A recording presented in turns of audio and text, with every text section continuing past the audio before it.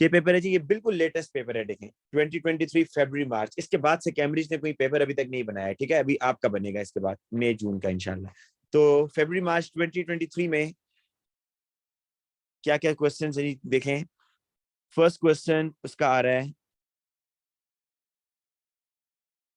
कि the polling electronegativity value. अच्छा, polling बेटा एक साइंटिस्ट का नाम है जिसने एक स्केल बनाया था ना इलेक्ट्रोनेगेटिविटी का, फ्रॉम 0 to 4, ठीक है, 0 to 4। 4 आपका मोस्ट इलेक्ट्रोनेगेटिव एलिमेंट होगा, दैट इज द फ्लोरीन। तो इसने यहाँ पर आपको पॉलिंग स्केल दिया है। हाइड्रोजन की वैल्यू 2.1, लिथियम की 1, कार्बन की 2.5, ऑक्सीजन की 3.5, सल्फर की 2.6। कह रहे डिफाइन इलेक्ट्रोनेगेटिविटी। तो ability of an atom to attract the paired pair of electron, ठीक है, तो आप जल्दी से बेटा इसको लिखेंगे। Ability of an atom to attract the ability of an atom to attract the shared pair of electron towards itself। क्या मतलब होता है जी, ये देखें कि जिस तरह हाइड्रोजन और क्लोरीन में बॉन्ड है ना, तो ये शेयर्ड पेयर ऑफ इलेक्ट्रॉन था। लेकिन क्लोरीन आपको पता है कि क्लोरीन के पास न्यूक्लियर पुल ज्यादा होता है ना, 17 प्रोटॉन, हाइड्रोजन के पास एक, तो ये shared pair of electron towards chlorine चले जाएंगे, है ना। तो ये है एबिलिटी। इस एबिलिटी को कि दूसरे एटम के इलेक्ट्रॉन भी अपनी तरफ खींच लेना, इसको बोलते हैं इलेक्ट्रोनेगेटिविटी। अब देखिए नेक्स्ट क्वेश्चन में वो ये क्या कह रहा है कि oxygen and sulphur are in group 16। देखिए ऑक्सीजन ऊपर आता है, सल्फर नीचे आता है, ठीक है। और आपको पता है इलेक्ट्रोनेगेटिविटी एटॉमिक साइज के बढ़ने से कम होती है, जितना एटम का साइज बिगर होगा इलेक्ट्रोनेगेटिविटी कम होती जाएगी। अब वो कह रहे हैं कि ऑक्सीजन की इलेक्ट्रोनेगेटिविटी 3.5 आ रही है, जबकि सल्फर की आ रही है 2.6। तो explain the difference in polling electronegativity value of oxygen and sulphur. Difference value का क्यों आ रहा है, आपने ये बताना है। अच्छा, वैसे ज्यादा इलेक्ट्रोनेगेटिव कौन है, ऑक्सीजन। तो आपको अब ऑक्सीजन की जो इलेक्ट्रोनेगेटिविटी वैल्यू है वो क्यों ज्यादा है, ठीक है, ये आपने बताना है। अरे देखिए, अगर आप देखें कि न्यूक्लियर चार्ज तो सल्फर के पास ज्यादा होता है ना, सल्फर के पास 32 प्रोटॉन्स हैं, सल्फर के पास 16 यहाँ पर सॉरी, सल्फर के पास बेटा 16 प्रोटॉन्स हैं और ऑक्सीजन के पास 8 प्रोटॉन्स हैं। न्यूक्लियर पुल तो देखा जाए तो सल्फर के पास तकरीबन डबल हो रहा है ना, लेकिन फिर भी इसकी जो इलेक्ट्रोनेगेटिविटी है वो कम है। तो रीजन क्या है, bigger atomic size of sulphur, more shielding electron of sulphur. तो आप बताएंगे कि इन sulphur more shielding electrons, shielding electrons बेटा क्या है, ज्यादा है ना, number of shells, shield more shielding electrons, ठीक है जी। ऑक्सीजन के पास देखें 2 शेल हैं, सल्फर के पास है 3 शेल। तो शील्डिंग इलेक्ट्रॉन ज्यादा होने से क्या होता है बेटा, वो न्यूक्लियर अट्रैक्शन को कम कर देगा, ठीक है। And lesser nuclear attraction towards electron. Electron की तरफ ना बेटा अट्रैक्शन कम होगी अब, as compare to oxygen, as compare to oxygen. Basically बेटा आपने इन वैल्यूज को जस्टिफाई करना है कि व्हाई सल्फर हैज लेस। अब इसके ऑपोजिट रिवर्स आर्गुमेंट दे सकते हैं, वो क्या, आप बता सकते हैं कि इन oxygen there are less shielding electrons. Oxygen के पास शील्डिंग इलेक्ट्रॉन्स क्या है बेटा, कम है ना, ऑक्सीजन के पास शील्डिंग इलेक्ट्रॉन्स कम है ना। तो आप शील्डिंग इलेक्ट्रॉन्स कम होंगे तो न्यूक्लियर अट्रैक्शन क्या हो जाएगी, greater attraction for the nucleus. जो न्यूक्लियस की अट्रैक्शन है टुवर्ड्स द इलेक्ट्रॉन वो ज्यादा हो जाएगी। तो ठीक है, आप इसको रिवर्स आर्गुमेंट भी बता सकते हैं, मैंने सल्फर के लिहाज से बताया, आप ऑक्सीजन के लिहाज से भी बता सकते हैं। अब नेक्स्ट क्वेश्चन पर आए कि lithium hydride is an ionic compound. ये देखें, ये लिथियम और ये H, लिथियम +1 है, H1 माइनस है। Draw the dot and cross diagram of lithium hydride, include all the electrons. अच्छा देखिए, हाइड्रोजन के पास तो वैसे एक इलेक्ट्रॉन होता है ना, लेकिन एक इसने गेन कर लिया है, तो वो इस तरह होगा, मैं आपको बताता हूँ। लिथियम की इलेक्ट्रॉनिक कॉन्फ़िगरेशन, लिथियम के पास वैसे होते हैं 3 इलेक्ट्रॉन, लेकिन ये लिथियम 1+ है, तो उसके पास 2 इलेक्ट्रॉन होंगे बेटा, 1s2 एंड बस 1s2 है। इसी तरीके से बेटा जो आपके पास हाइड्रोजन है ना, हाइड्रोजन के पास एक इलेक्ट्रॉन होता है, लेकिन जो हाइड्राइड है इसके पास 2 इलेक्ट्रॉन होंगे, 1s2। आपने जो इनके बेटा डॉट एंड क्रॉस बनाना है वैसे बनाना है, ये लिथियम होगा, ये 1n2, और हाइड्राइड बेटा हाइड्रोजन बनाए, हाइड्रोजन का एक इलेक्ट्रॉन क्रॉस से, दूसरा इलेक्ट्रॉन जो लिथियम का इसने गेन किया वो आप डॉट से बना देंगे। ठीक है जी। तो ये बेटा आपके पास देखें lithium hydride, this is the ionic compound. ठीक है। अच्छा, suggest the shape of the molecule H2S। H2S की बेटा शेप आपने बतानी है। अच्छा, एक बच्चा क्वेश्चन कर रहा है कि sir for the previous question can we talk about the charge density. नहीं बेटा, ये तो न्यूट्रल एटम है, चार्ज डेंसिटी कहां से आई इस पर? चार्ज डेंसिटी तो बात करेंगे जब कोई आयन होगा आपके पास। These are the neutral atoms. आपको तो इलेक्ट्रोनेगेटिविटी बतानी है कि why oxygen has more electronegative. तो इलेक्ट्रोनेगेटिविटी बढ़ती है जब एटम का साइज स्मॉल होता है, शील्डिंग इलेक्ट्रॉन्स कम होते हैं, और न्यूक्लियस की अट्रैक्शन जो है वो आउटर इलेक्ट्रॉन पर ज्यादा होती है। ठीक है, तो इसमें चार्ज डेंसिटी की बात नहीं करनी बेटा। अच्छा, suggest the shape of H2S। H2S की बेटा शेप आपने बतानी है, तो मैं आपको बताता हूँ यहाँ पर कि जब भी वो शेप से रिलेटेड क्वेश्चन करें ना, तो कभी भी डायरेक्ट मत करें, आप उसका डॉट एंड क्रॉस बना लें। ये सल्फर है, सल्फर है 6 इलेक्ट्रॉन, 1 2 3 4 5 6। तो ये बेटा 2 हाइड्रोजन आ रहे हैं। अब देखें जस्ट लाइक H2O ना, तो नॉन लीनियर, क्योंकि सल्फर के पास बेटा 2 लोन पेयर भी तो आ रहे हैं ना, तो ये लीनियर तो नहीं होगा ना, बल्कि ये लोन पेयर तो रिपेल करेंगे हाइड्रोजन को। ठीक है, तो इसलिए ये नॉन लीनियर है, नॉन लीनियर। राइट बेटा, लीनियर नहीं होगा क्योंकि लोन पेयर हाइड्रोजन के इलेक्ट्रॉन्स को रिपेल कर रहे हैं। बाद बच्चे ऐसे बनाएंगे जो कि बिल्कुल गलत होगा बेटा, इसको गलत करेगा एग्जामिनर। अच्छा, नेक्स्ट देखें, right an equation that represents the first ionization energy of hydrogen। ठीक है जी, हाइड्रोजन की अपनी first ionisation energy mean hydrogen का जो एक इलेक्ट्रॉन होता है उसको निकालना है। हाइड्रोजन के पास तो होता ही एक इलेक्ट्रॉन है ना, तो उसको निकालना है।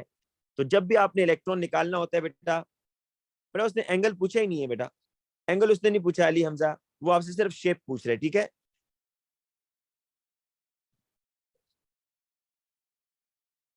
ये आपने बेटा बताना है जी, फर्स्ट आयोनाइजेशन एनर्जी, क्या आपने इलेक्ट्रॉन निकाल दिए। Why there is no information given in table 1.1 for the second ionization energy। बेटा टेबल जो है देखिए वो कह रहा है कि यहाँ पर हाइड्रोजन की सेकंड आयोनाइजेशन नहीं दी। रीजन इज हाइड्रोजन के पास सेकंड इलेक्ट्रॉन होता ही नहीं है, हाइड्रोजन के पास सेकंड इलेक्ट्रॉन नहीं होता ना, तो इसलिए आप बता देंगे कि हाइड्रोजन हैज ओनली 1 इलेक्ट्रॉन।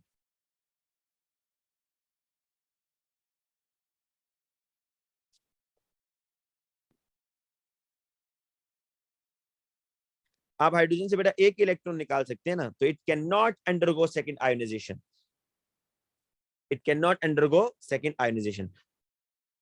अच्छा, give the electronic configuration of S2 plus. पहले बेटा आप एटम की देखें, सल्फर होता है 16 और इसकी इलेक्ट्रॉनिक कॉन्फ़िगरेशन है 1s2 2s2 2p6 3s2 and 3p4। ये पता है ना हम बेटा कैसे कर रहे हैं, ये ऐसे कर रहे हैं हम, देखें 1s 2s 2p 3s 3p 3d 4s 4p 4d 4f। यहां से 1s2 2s2 2p6 3s2 3p4।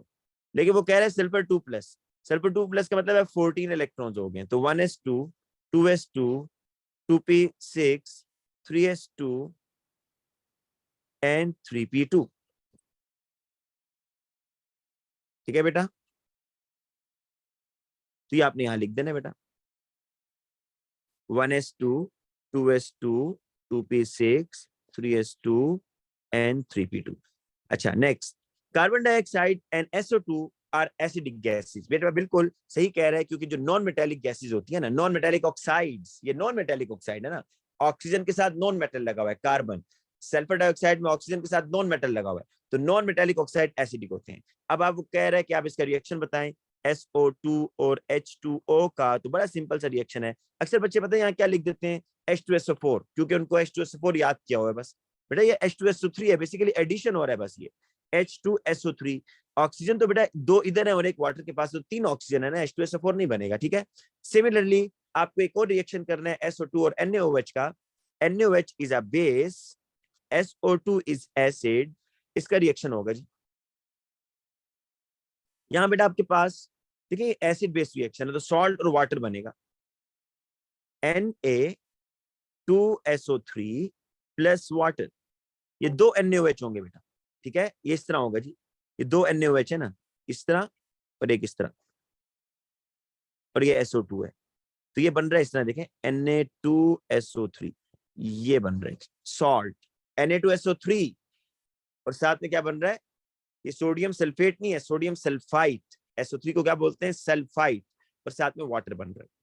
अच्छा, अगला रिएक्शन कह रहा है जी कि construct an equation for the reaction between the carbon dioxide and MgOH whole twice, ये भी आपका बेटा एसिड और बेस का रिएक्शन है, MgOH होल ट्वाइस साथ में CO2। अगर मैं इसको नीचे ओपन करके लिखूं ना, ये देखिए OH दो दफा है ना, ये जी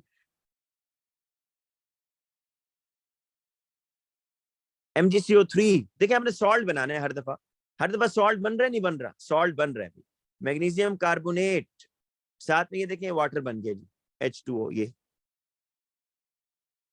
ठीक है, तो MgCO3 और साथ में वाटर बनेगा। क्यों बेटा, कैसे इसको याद रख सकते हैं, दोनों रिएक्शन में देखें वाटर कॉमन है, दोनों रिएक्शंस में सॉल्ट बन रहा है, एक में सोडियम सल्फाइड और एक में मैग्नीशियम कार्बोनेट, क्योंकि एसिड बेस रिएक्शन है ना, NaOH बेस है, MgOH होल ट्वाइस बेस है, और SO2 एसिडिक इन नेचर है, ठीक है। नेक्स्ट क्वेश्चन पर आ जाइए, complete the table by placing a tick two show which compound have molecule with an overall dipole moment. Dipole moment कहते हैं बेटा जिनकी पोलैरिटी है, डायपोल मोमेंट मीन जिनके पास जो पोलर मॉलिक्यूल है, ठीक है, जिनमें डायपोल बन रहा है, पॉजिटिव नेगेटिव साइन बन रहे हैं। अब मैं आपको बता दूं, जो कार्बन डाइऑक्साइड है ना, इसमें ये हो रहा है बेटा, ऑक्सीजन कार्बन के इलेक्ट्रॉन अपनी तरफ खींच रहा है, ये अपनी तरफ खींच रहा है, ये देखो, ये ऑक्सीजन कार्बन के इलेक्ट्रॉन इस साइड पर खींच रहा है। सपोज करते हैं इस डायपोल की जो वैल्यू है वो है -4.2, ये इधर खींच रहा है, इस डायपोल की वैल्यू है +4.2, क्योंकि ऑपोजिट डायरेक्शन है, तो ये कैंसिल आउट नहीं हो जाएंगे बेटा, तो ओवरऑल नेट डायपोल जीरो ना, तो ओवरऑल डायपोल मोमेंट आपने बताना है, ओवरऑल नेट, तो ये तो जीरो है बेटा। सल्फर डाइऑक्साइड देखें, इसका जीरो है, आपने टिक लगाना है, क्रॉस ना लगाइएगा भाई, मैं आपके लिए ऐसे लगा रहा हूँ।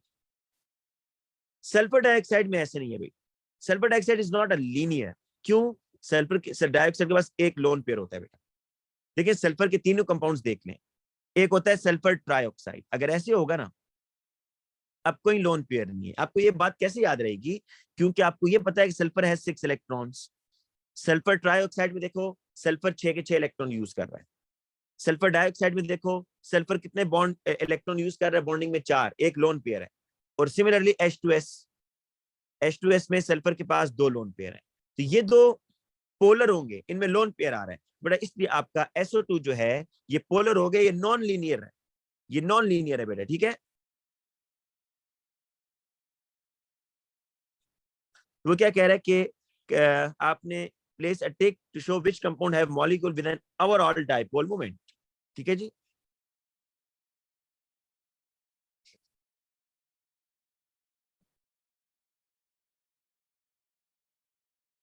अच्छा अब आगे चलते हैं, इसका तो नहीं है, CS2 देखें, ये कार्बन है, ये सल्फर, पर ये भी आप देख सकते हैं, ये कार्बन पॉजिटिव सल्फर नेगेटिव, एक सल्फर इधर खींच रहा है, एक सल्फर इधर खींच रहा है, दो फोर्सेस हैं, इक्वल हैं, ऑपोजिट हैं, कैंसिल हो जाएगा, ये बात याद रखें कि दो फोर्सेस हैं, सल्फर कार्बन के इलेक्ट्रॉन राइट साइड पर, दूसरा सल्फर कार्बन के इलेक्ट्रॉन लेफ्ट साइड पर, राइट, क्या दोनों फोर्सेस का जो मैग्नीट्यूड है वो इक्वल है, यस, ऑपोजिट इन डायरेक्शन है, यस, इसलिए बेटा ये भी आपका डायपोल कैंसिल आउट। नेक्स्ट तरह देखें, यहां पर ऐसा नहीं हो रहा, कार्बन एक साइड पर ऑक्सीजन, एक साइड पर sulphur, oxygen is more electronegative than carbon, तो ऑक्सीजन कार्बन के इलेक्ट्रॉन खींच रहा है, sulphur is more electronegative than carbon, sulphur भी कार्बन के इलेक्ट्रॉन खींच रहा है। लेकिन बेटा मुझे ये बताएं, ये दोनों फोर्सेस ऑपोजिट इन डायरेक्शन तो है, क्या इक्वल इन मैग्नीट्यूड भी हैं, क्या ऑक्सीजन भी कार्बन के इलेक्ट्रॉन उसी फोर्स से खींच रहा है जिस फोर्स से सल्फर खींच रहा है, नहीं, सल्फर और ऑक्सीजन की इलेक्ट्रोनेगेटिविटी डिफरेंट है, ठीक है, इसलिए बेटा ये फोर्सेस कैंसिल आउट नहीं हो रही, ये दोनों डायपोल्स कैंसिल आउट नहीं हो रहे, तो इसका भी डायपोल मोमेंट होगा, ठीक है। तो इन दो का नहीं होगा, जिनका नहीं होगा उस पर क्रॉस करने की जरूरत नहीं है, बस टिक कर देंगे आप। नेक्स्ट क्वेश्चन पर आ जाए जी। नेक्स्ट क्वेश्चन है कि आपने कैलकुलेशन करनी है, आपके पास 150 degree 103 kilo pascal 150 degree temperature है, 103 किलो पास्कल टेम्परेचर है, और compound listed in the table ये कंपाउंड्स हैं। Under this condition 0.284 of one of the compound occupy this volume।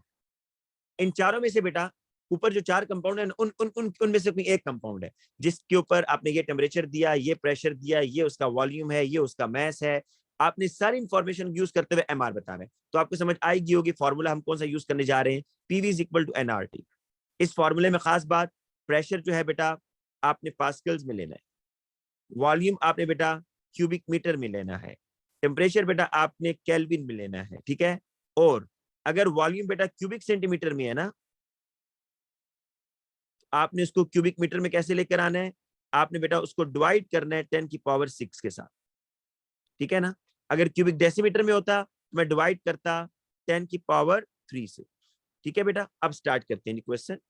तो PV is equal to NRT, N number of moles हैं, PV is equal to N number of moles का formula open करें बेटा, mass in gram divided by M R R T. M R निकालना है, M R इधर ले जाए, M R is equal to M R T over PV. अब आप बेटा वैल्यूज पुट करते जाएं, M R is equal to mass कितना है, मैस आ रहा है 0.284, आर कितना है बेटा, आर इज द कांस्टेंट, ये पेपर के आखिर में गिवन होगा 8.31। टेम्परेचर इन केल्विन, केल्विन में बेटा आपने करना है, कैसे करेंगे देखें, ये जो 150 है इसमें 273 ऐड कर दें, 150 में बेटा आप 273 ऐड कर दें जी बेटा। PV is equal to NRT में नूर जो वॉल्यूम होगा वो हमेशा क्यूबिक मीटर होगा, हमेशा, ठीक है, ये बात याद कर लें बेटा। आप इसमें ऐड करेंगे तो ये 423 आ रहा है जी। टेम्परेचर कितना आ रहा है 423, क्योंकि आपने बेटा ये देख लें, मैं इसको मार्क कर रहा हूँ, ये 150 में 273 ऐड करना है। प्रेशर कितना है बेटा, उसने किलो पास्कल्स में दिया हुआ है, आपको पास्कल्स में लेके जाना है। 103 किलो का मतलब है डिवाइड मल्टीप्लाई बाय 1000, 123 ये आएगा जी। किलो पास्कल्स को पास्कल्स में करना है ना, तो मल्टीप्लाई बाय 1000 हो जाएगा, तो 103,000। और बेटा आपके पास वॉल्यूम कितना है, वॉल्यूम बेटा आपके पास आ रहा है 127, बेटा 127 को डिवाइड करें 10 की पावर 6 के साथ, क्योंकि ये क्यूबिक मीटर है, आपने क्यूबिक सेंटीमीटर है, आपने क्यूबिक मीटर में जाना है, तो 127 टाइम्स 10 रेज़्ड टू पावर -6, ठीक है जी। अब इस सारे को सॉल्व कर लें, शाबाश, जल्दी से।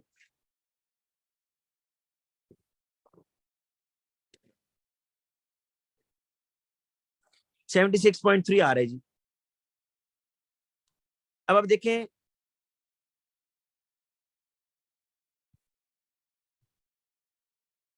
बड़ा ये जो 76.3 आंसर आ रहा है ये किस कंपाउंड का है, ऊपर वाले कंपाउंड में से देखें, CS2, CS2 के जरा एमआर देखें, कार्बन का 12 होता है, ऑक्सीजन का 16 टाइम्स 2, तो 12 प्लस सॉरी 32 टाइम्स 2,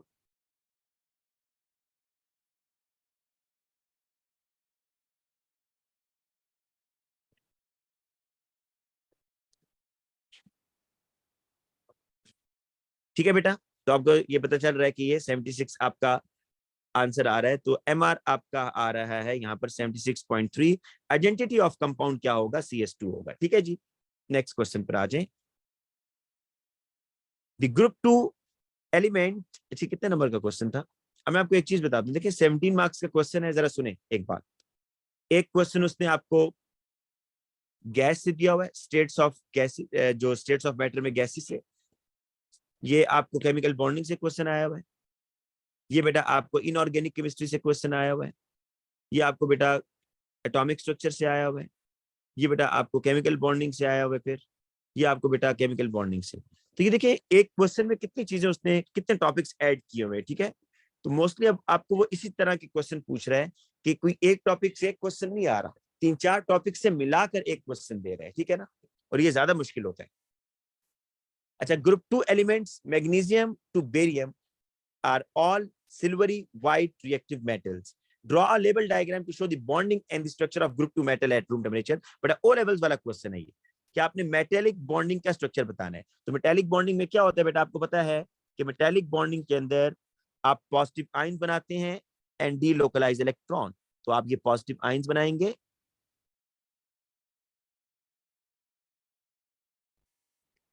और बेटा डी लोकलाइज इलेक्ट्रॉन आपने ड्रॉ करने,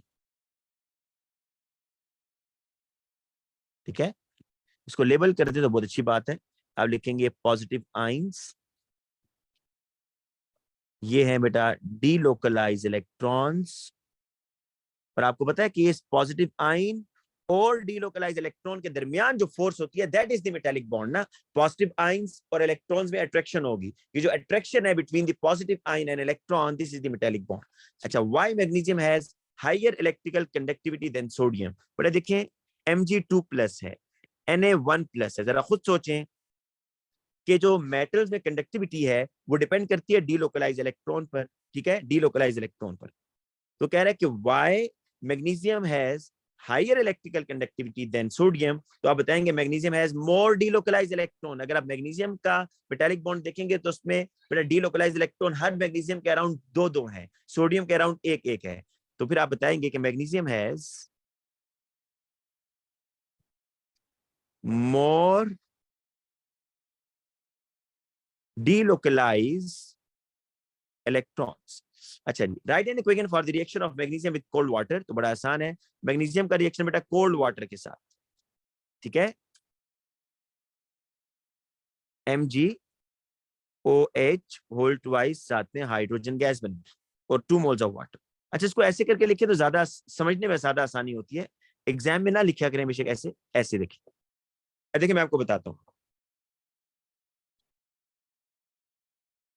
बेटा, एक बच्चा कह रहा है कि जी हमें यहाँ पर बताना है कि हायर इलेक्ट्रिकल कंडक्टिविटी है तो चार्ज डेंसिटी। बेटा चार्ज डेंसिटी उस वक्त मैं बात कहता अगर वो कहता कि मैग्नीशियम का मेल्टिंग पॉइंट हाई है सोडियम के मुकाबले में, फिर मैंने कह रहा था जी मेटालिक बॉन्ड, और मेटालिक बॉन्ड डिपेंड कर रहा है charge on the metal ion. यहाँ तो कंडक्टिविटी की बात हो रही है। जब आपसे पूछा जाता है कि मेटल्स क्यों अच्छे कंडक्टर हैं तो आप क्या बताते हैं? Free electrons. तो कौन से मेटल ज्यादा अच्छे कंडक्टर होंगे? जहां पर फ्री इलेक्ट्रॉन ज्यादा होंगे, ठीक है। तो बेसिकली फ्री इलेक्ट्रॉन है ना। यहाँ पर तो चार्ज डेंसिटी की बात नहीं करेंगे, चार्ज डेंसिटी की बात करेंगे जहां पर मेल्टिंग पॉइंट, बॉइलिंग पॉइंट की बात, मेल्टिंग पॉइंट की बात वो करेगा। अब बेटा मैग्नीशियम और वाटर में रिएक्शन कर रहा है तो ये देखें मैग्नीशियम इस H को रिप्लेस करेगा बस, ठीक है। तो क्या बन जाएगा ये देखें MgOH होल ट्वाइस, और ये हाइड्रोजन गैस की फॉर्म में रिलीज हो जाएगा H2, और 2 मोल्स बेटा वाटर के यूज होंगे। आप एग्जाम में इसको ऐसे मत लिखिएगा, आप 2H2O ऐसे करके लिखिएगा, राइट।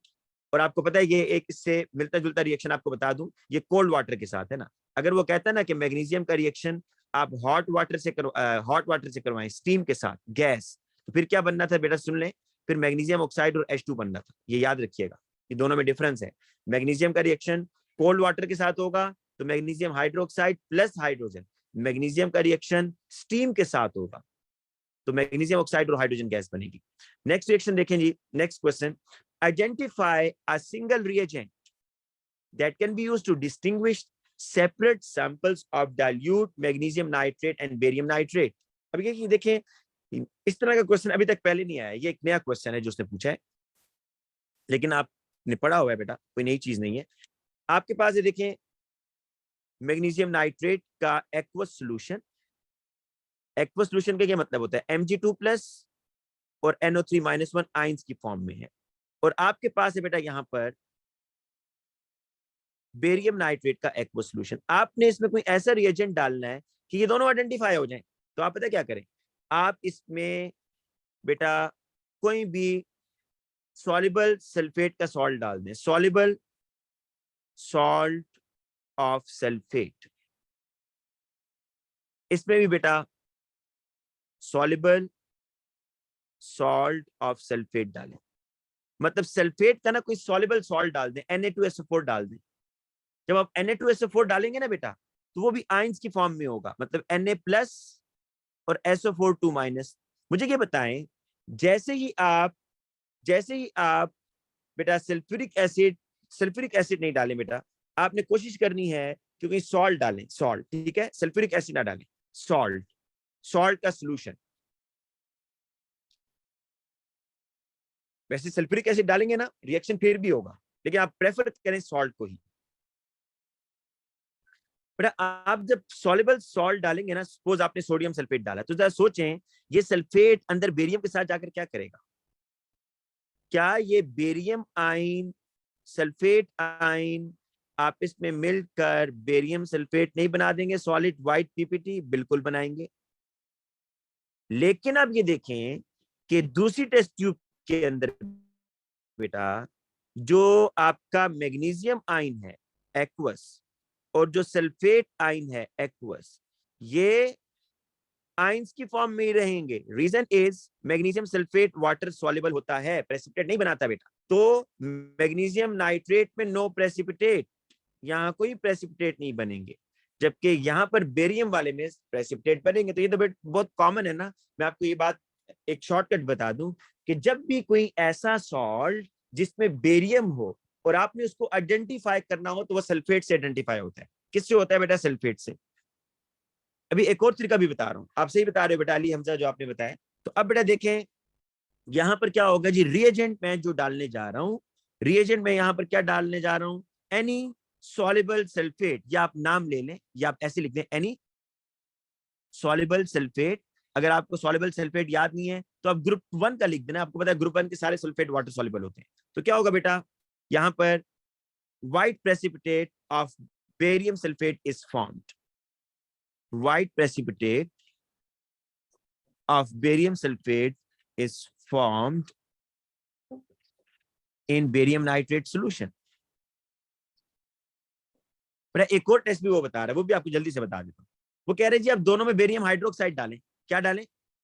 अब बेरियम हाइड्रोक्साइड, हाइड्रोक्साइड की सॉल्युबिलिटी डाउन द ग्रुप क्या होती है? बढ़ती है। दोनों में बेटा आप डालें बेरियम हाइड्रोक्साइड, सॉरी हाँ, अब देखें दोनों में आप डालें बेटा यहां पर हाइड्रोक्साइड ना,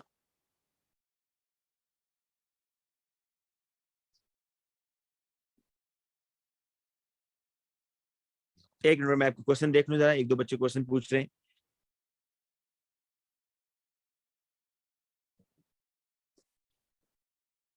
अच्छा जी, आप इसमें कोई भी सॉल्युबल सॉल्युबल हाइड्रोक्साइड डालें। क्या डालें? सॉल्युबल हाइड्रोक्साइड, मतलब OH आयन आप डाल रहे हैं दोनों में, ठीक है जी। अब क्या होगा बेटा, मैग्नीशियम हाइड्रोक्साइड बनेगा। मैग्नीशियम हाइड्रोक्साइड एक में बनेगा और दूसरे में barium hydroxide.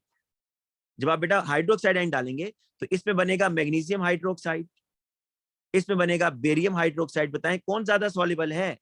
Down the group solubility क्या होती है जी हाइड्रोक्साइड की?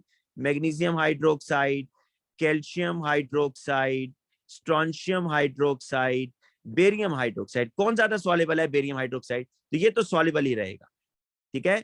जबकि जो बेरियम जो मैग्नीशियम हाइड्रोक्साइड है बेटा, ये आपको प्रेसिपिटेट से बनाकर देगा, ठीक है। लेकिन मेरा ये ख्याल है कि आप फर्स्ट वन वाला करें, वो ज्यादा अच्छा है। बेरियम जो सल्फेट वाला मैंने बताया, इससे भी आइडेंटिफाई हो जाएगा। यहाँ पर बेटा ये मैग्नीशियम हाइड्रोक्साइड लेस सॉल्युबल होगा, ठीक है। ये व्हाइट पीपीटी बनाएगा, व्हाइट पीपीटी। नेक्स्ट क्वेश्चन पर आ जाइए अब। Describe what is observe when strontium iodide is reacted with concentrated sulfuric acid SRI2। इसका रिएक्शन बेटा आप H2SO4 से करवा रहे हैं, तो बेटा क्या होगा? स्ट्रोंशियम सल्फेट बनेगा SrSO4 and 2 moles of HI बनेगा। अब देखें ये पता है कहां से क्वेश्चन आया है? ग्रुप 17, जिसमें वो आपसे कहता था जी आप NaI का रिएक्शन करवाएं, NaI प्लस H2SO4 याद आया, जिसमें NaHSO4 और HI बनता था, और हम वहां पर कहते थे कि जो HI के अंदर आयोडाइड है, this is a very good reducing agent, ये बहुत अच्छा रिड्यूसिंग एजेंट है और ये अपना इलेक्ट्रॉन लूज करेगा।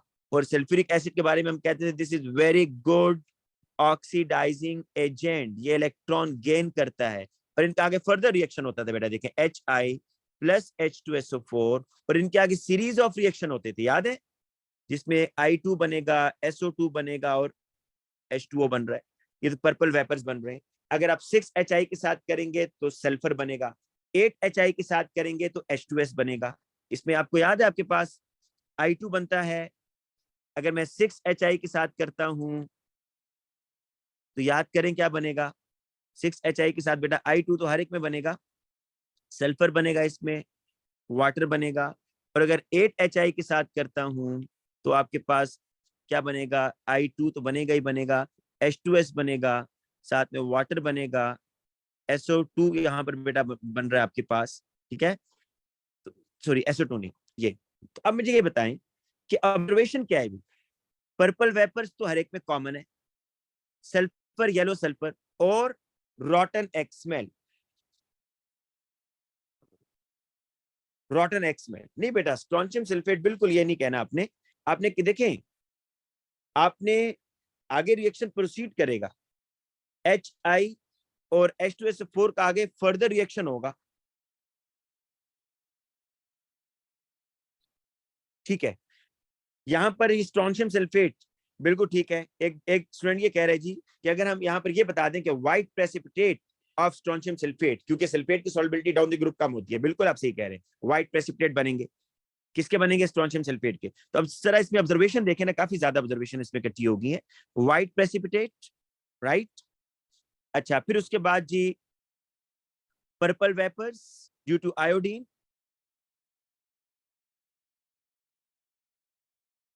I2 के पर्पल वेपर्स बनेंगे, rotten egg smell, rotten egg smell, ये हो गया जी, ठीक है। तो ये सारी बेटा इसमें आप ऑब्जर्वेशन बता देंगे। अब आगे चलते हैं नेक्स्ट क्वेश्चन पर।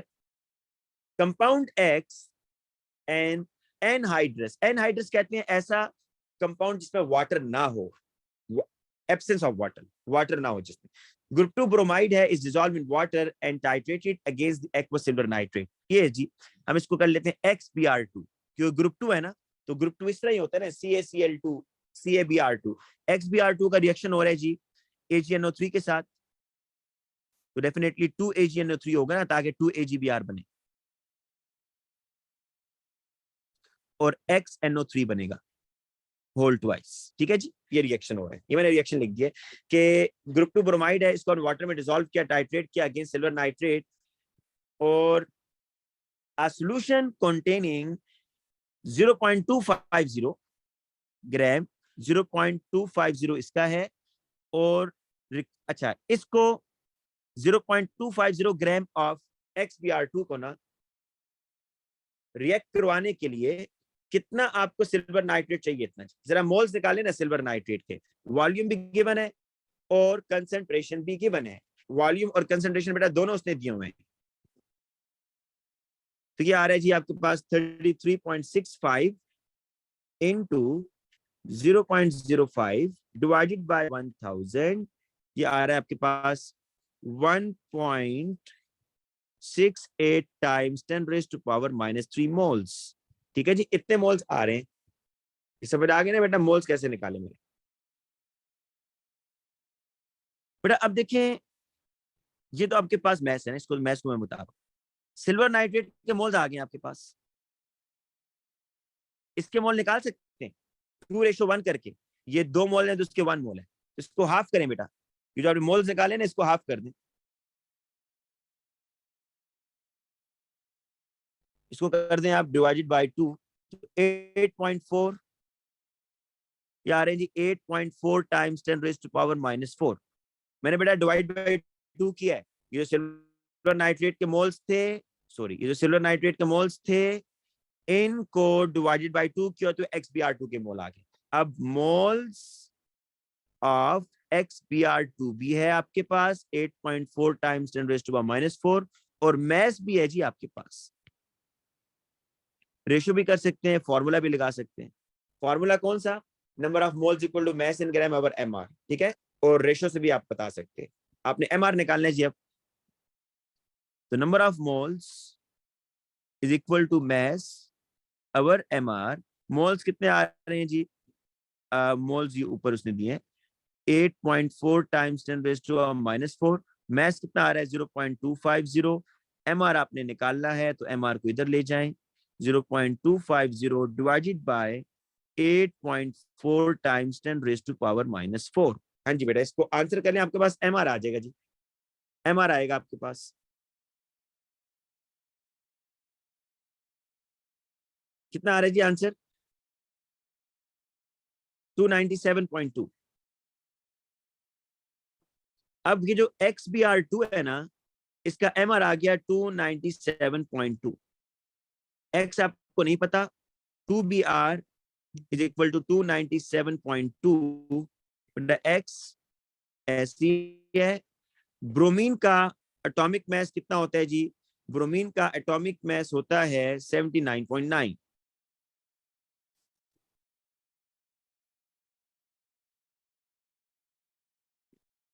ठीक है, तो X आप निकाल लें बेटा, X निकाल लें, सारे को उधर ले जाएं, 137.4 आ रहे हैं। तो 137 किसका है? बेरियम। 137 किसका होता है जी? बेरियम का होता है। ये देखें ना,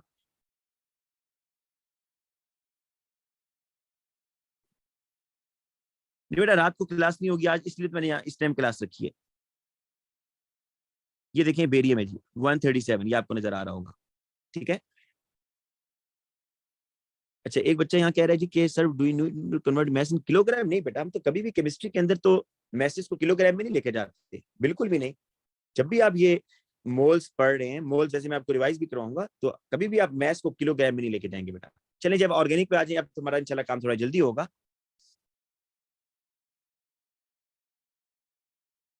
इसमें कैलकुलेशन है, पहले हम आखिरी वाला कर लें। पहले ये कर लेते हैं बेटा, पहले ये करते हैं क्वेश्चन नंबर 4। ठीक है, क्वेश्चन नंबर 4 पर आएंगे पहले।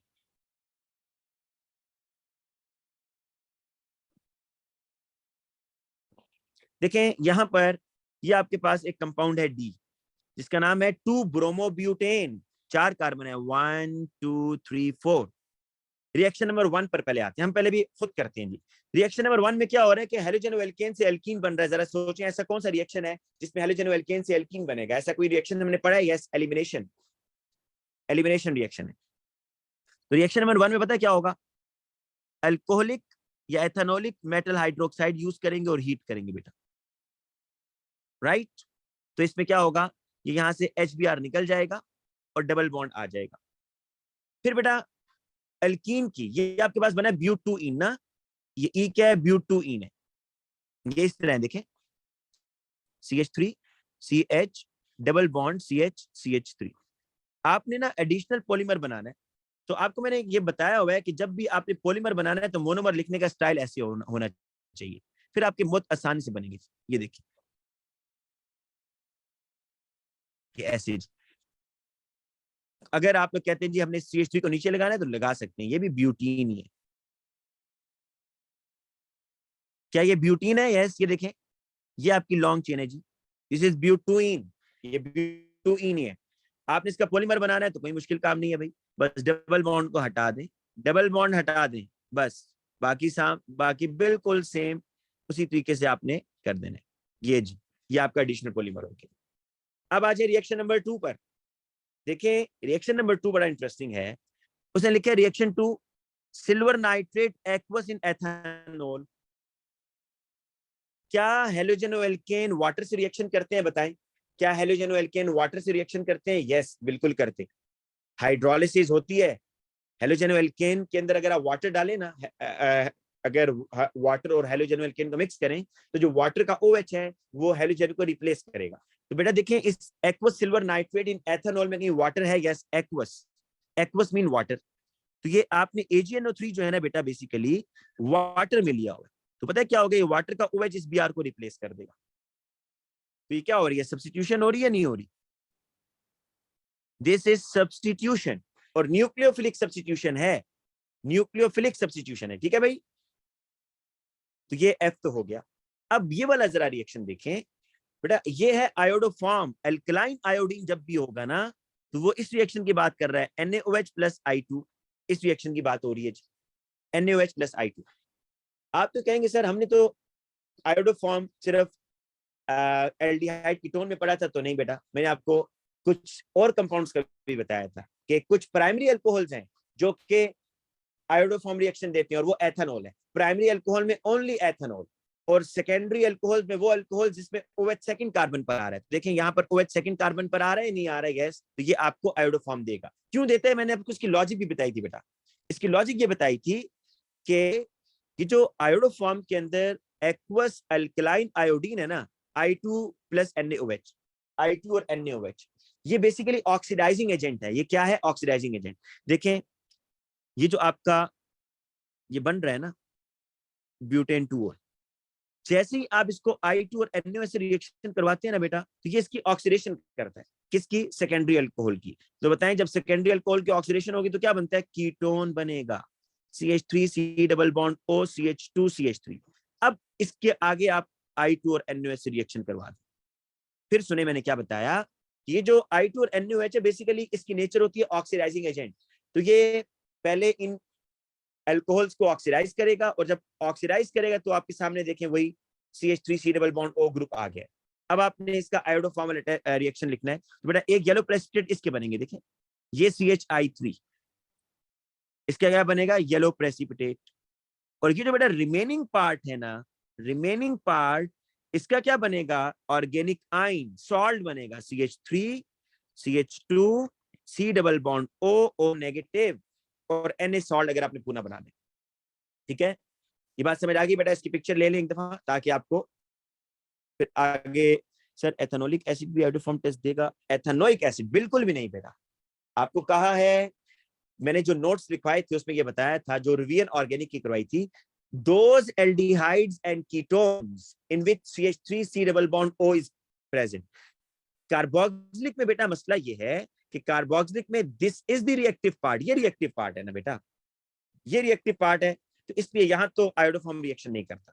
ठीक है, अच्छा अब बेटा आप जरा इसकी पिक्चर ले ले, मैं इसको रब कर रहा हूं क्योंकि मैंने अब रिएक्शन 4 और 5 पर आना है। चले 4 यही कर लेते हैं।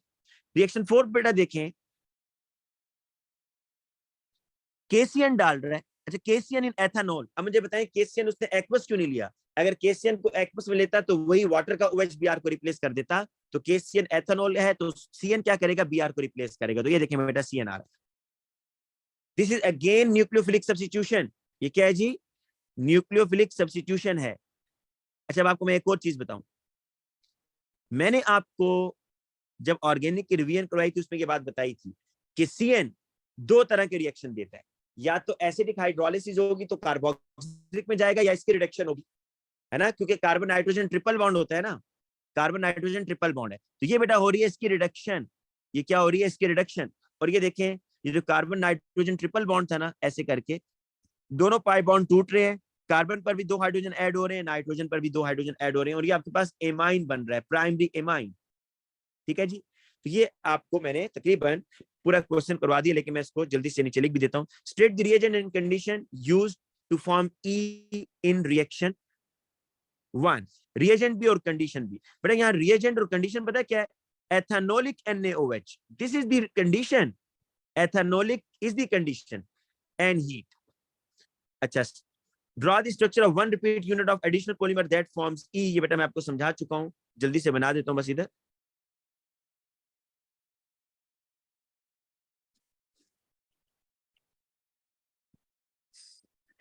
अच्छा, E also form when F is heated strongly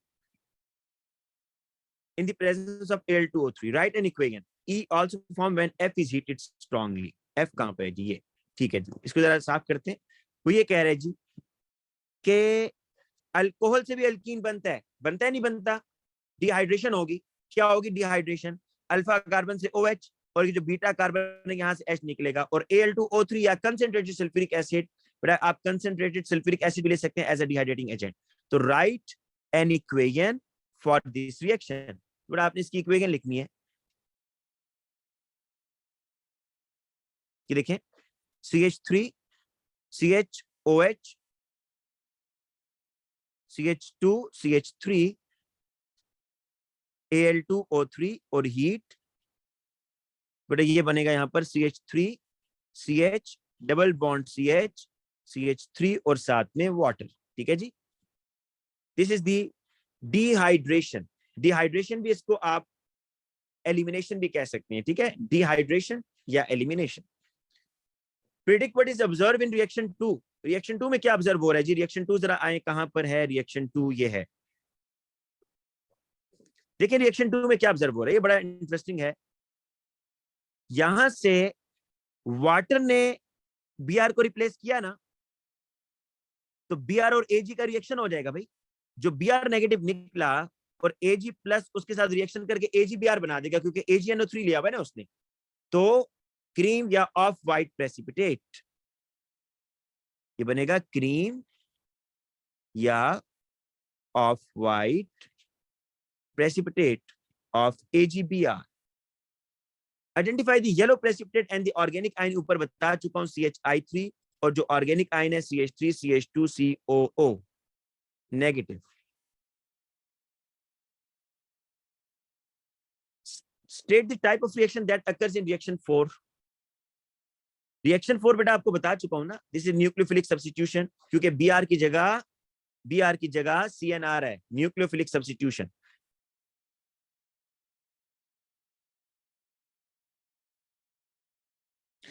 Reaction 5 is similar to the reaction of LiAlH4 with carboxylic acid to form alcohol. State the role of LiH4 beta reducing agent.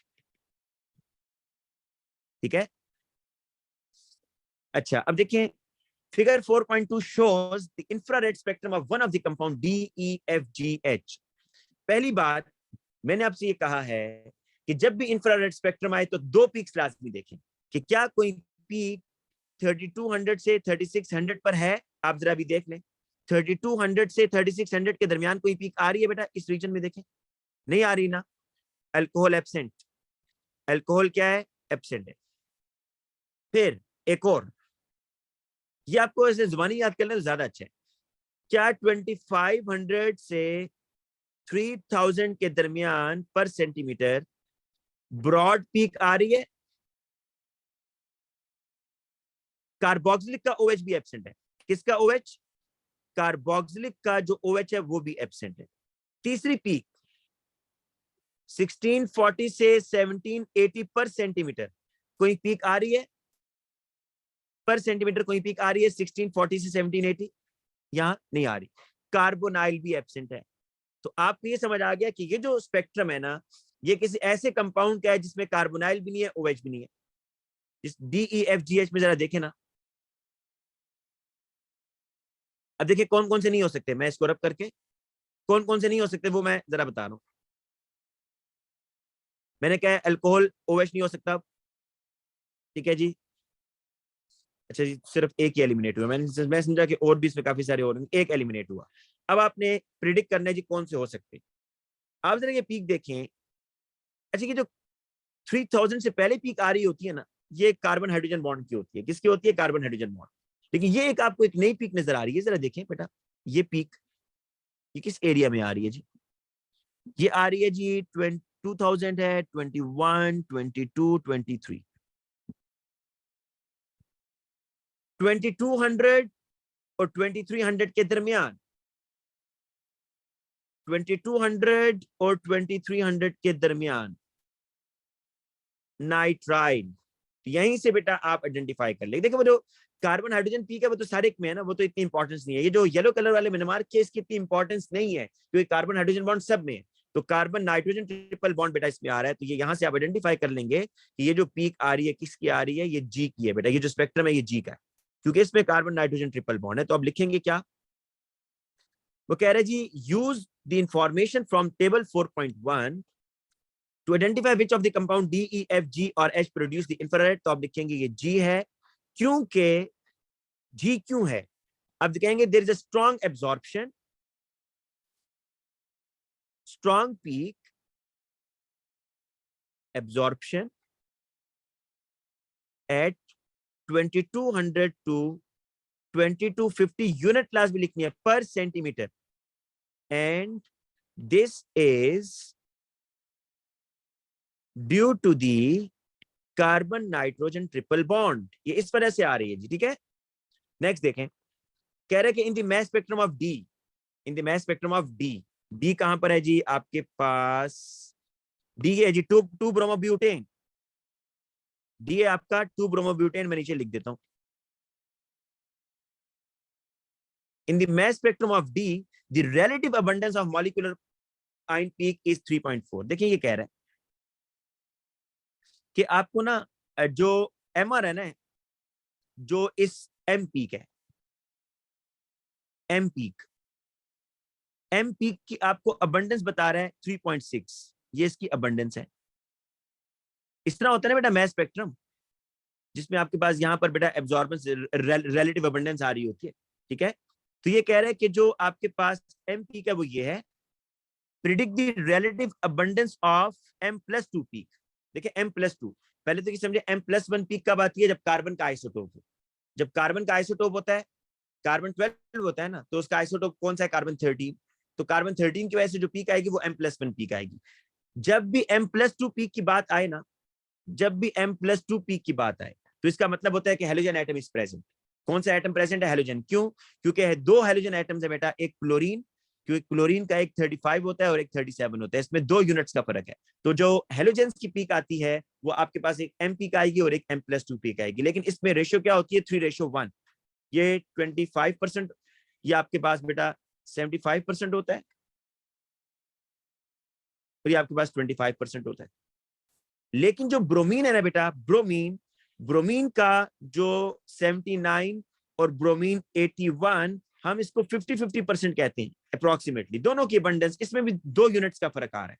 तो एम प्लस टू पीक जो bromine की आएगी, M peak और M plus two peak वो दोनों की same होगी, तो जो एम प्लस टू पीक आएगी वो भी 3.6 अबंडेंस के साथ आती होगी, क्योंकि ब्रोमीन के दोनों आइसोटोप की जो अबंडेंस है वो सेम होती है। तो इसलिए वो कह रहा है कि in the mass spectrum of D the relative abundance of molecular ion peak is 3.4, predict the relative abundance of this M plus two peak for D, तो वो कितनी होगी, 3.4 ही होगी।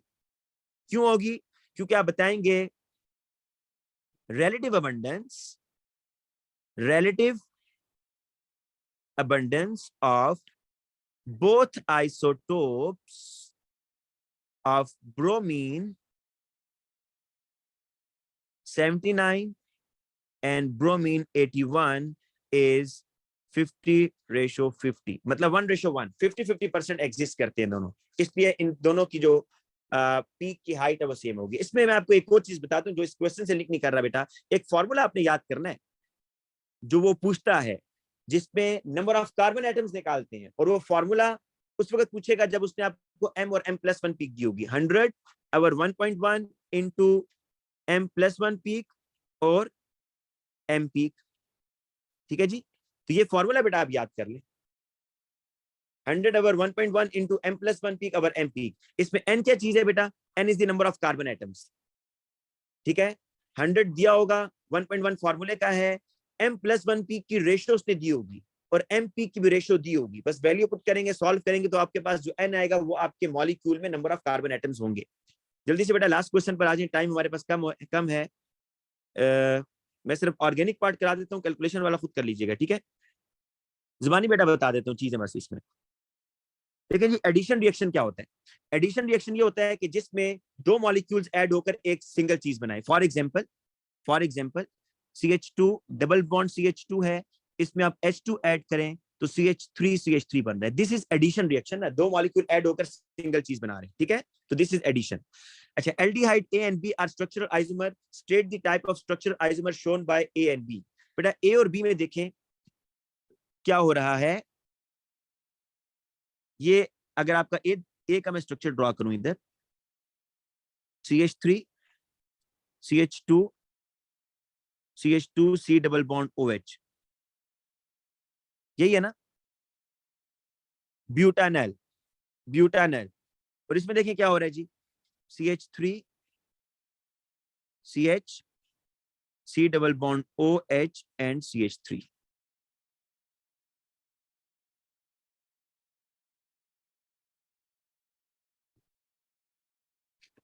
देखिए ये स्ट्रक्चर बन रहा है या नहीं बन रहा है जी,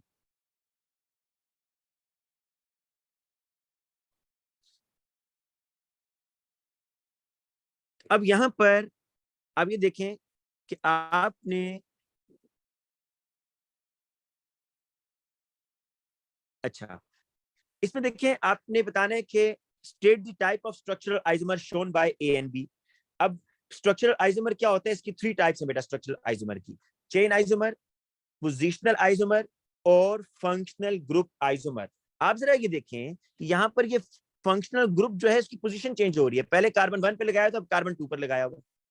फंक्शनल ग्रुप की पोजीशन चेंज हो रही है या नहीं हो रही बेटा, फंक्शनल ग्रुप की पोजीशन चेंज हो रही है ना, ये इसने पहले कार्बन 1 पे लगाया हुआ था और इस पे कार्बन 2 पे लगाया था, तो दिस इज पोजीशनल आइसोमर। जिन बच्चों के ज़हन में बेटा ये आ रहा है कि ये आपका चेन आइसोमर होगा, तो वो चेन आइसोमर को भी ठीक करेगा, जो बच्चे चेन आइसोमर करेंगे उसको भी वो ठीक करेगा, ठीक है।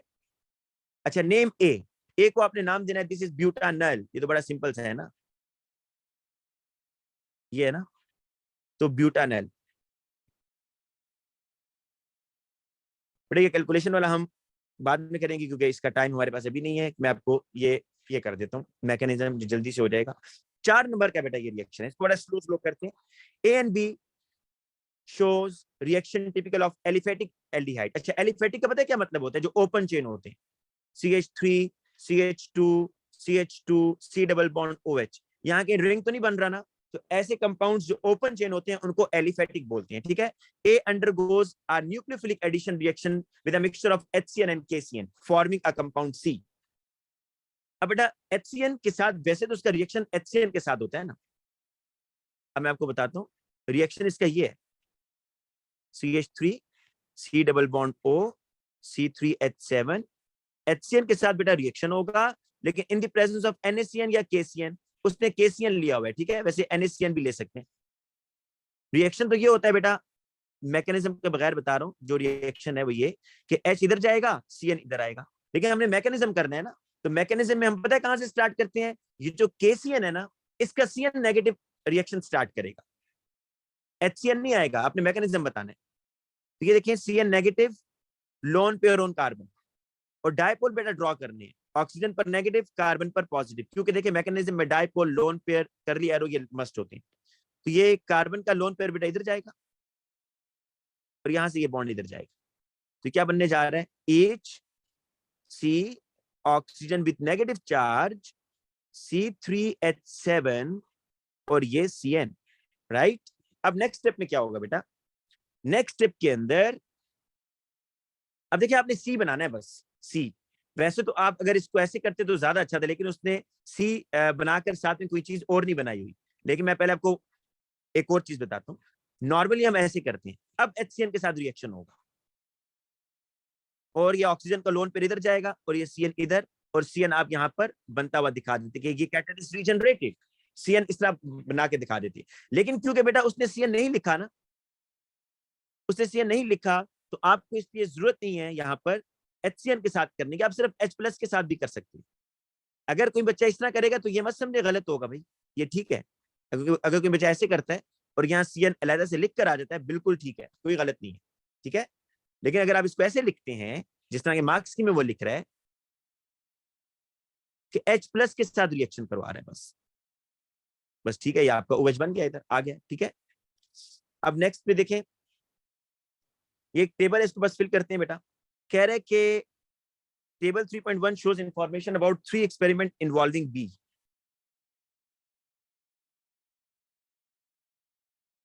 ये है जी आपके पास बी आपका एल्डिहाइड है, राइट।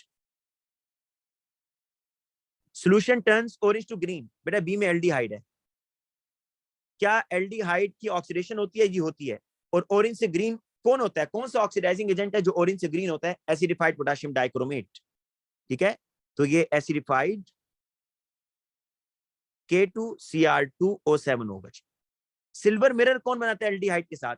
टॉलेंस रिएजेंट जी, टॉलेंस रिएजेंट, इसकी जगह आप अमोनिकल सिल्वर नाइट्रेट भी लिख सकते हैं।